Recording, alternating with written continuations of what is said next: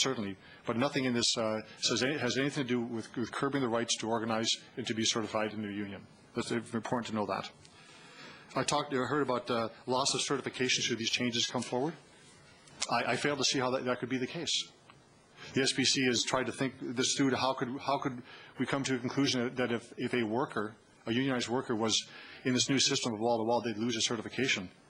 I'd fail to see that. There's no evidence given other than just a statement made and hoping that it sticks. That's not the case whatsoever. And there's talk of anybody can come into the province. Well, if that was the case, we wouldn't have the CEP issuing a press release saying, we're glad that we can come in. Or CLAC, we're glad that we can come in.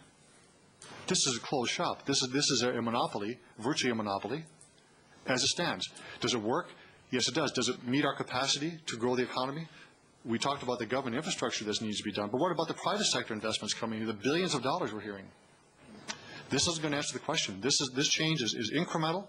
It is not revolutionary. It's evolutionary. And if we keep it in perspective and work together, this will work.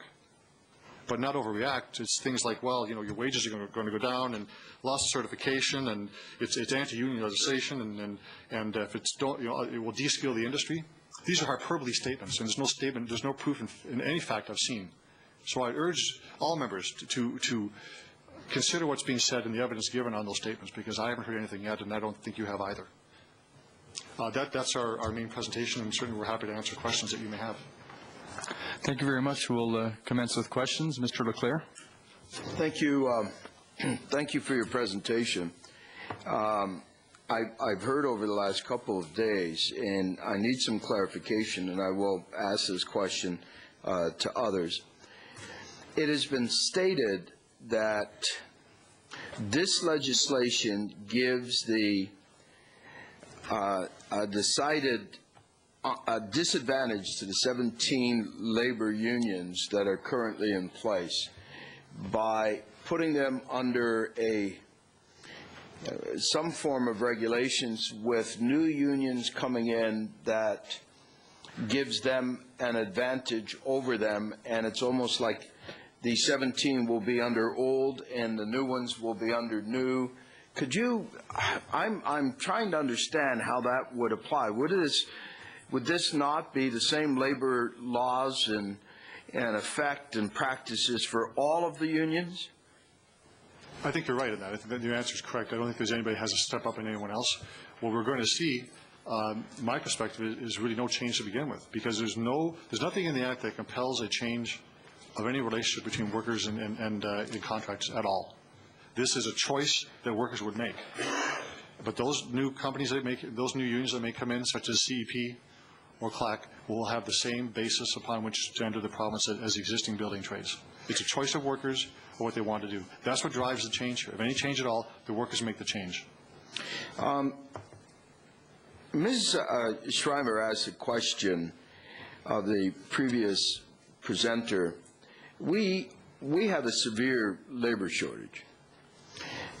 We can't get all the work done that we need done. People are not coming into the province to join these other labor unions, otherwise we wouldn't have a labor skill shortage.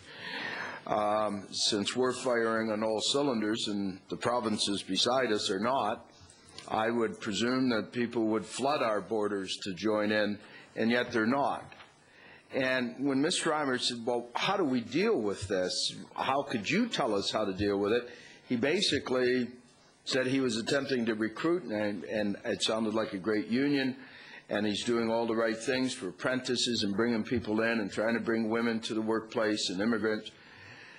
How will this, Bill 80, in your opinion, help us deal with the problems that we have as a province with our skill shortage, grow our population, and deal with the infrastructure money that we've put into place that we can't spend?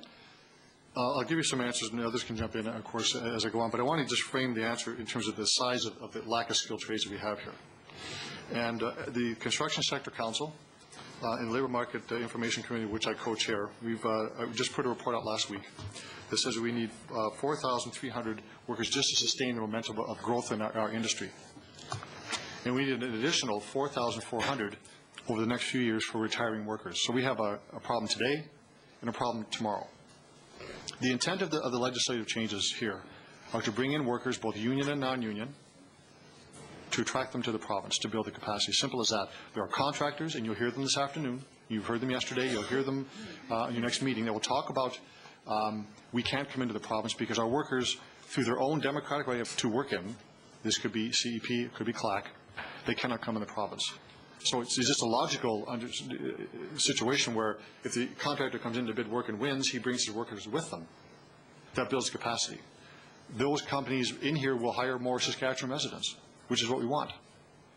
Any discussion of these companies coming in and having workers that don't live in the province and leave and they buy their groceries and buy their cars in other provinces, I think is unfair, and I'm not sure it's clear in the future that would ever happen in any case. So you're bringing more companies in from other provinces. They're bringing in their workers who, in the case of CLAC, are Saskatchewan residents coming back to work here, and you're bringing other companies that will come in to hire Saskatchewan residents to work.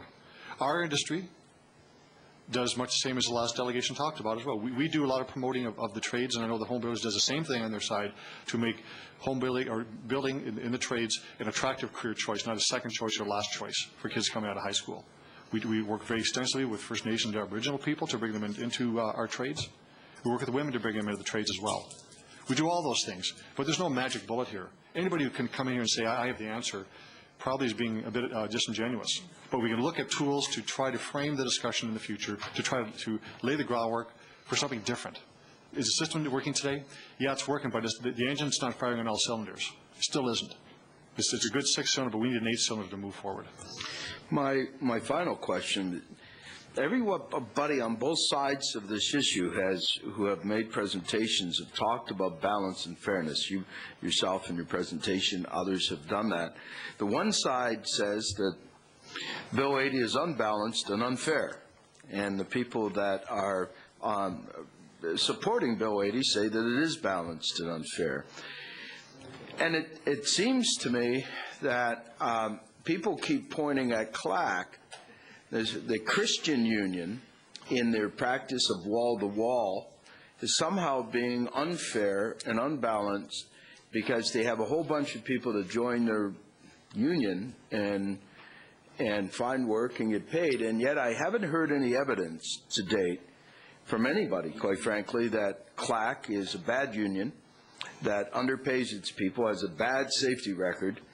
And so it seems to be centered around the fact that CLAC, now, I'm actually looking for an answer for this, for somebody to tell me that this is a bad union and ought not to be allowed in this province, and why the thousands or 26,000 people that join it in the other province don't leave that union, go to another one. So we have one side saying it's balanced and fair, of allowing our province to have other unions come in, and then we have a bunch of people saying it's unbalanced and unfair to allow them to come in. Could you give your point of view on that for me? Certainly.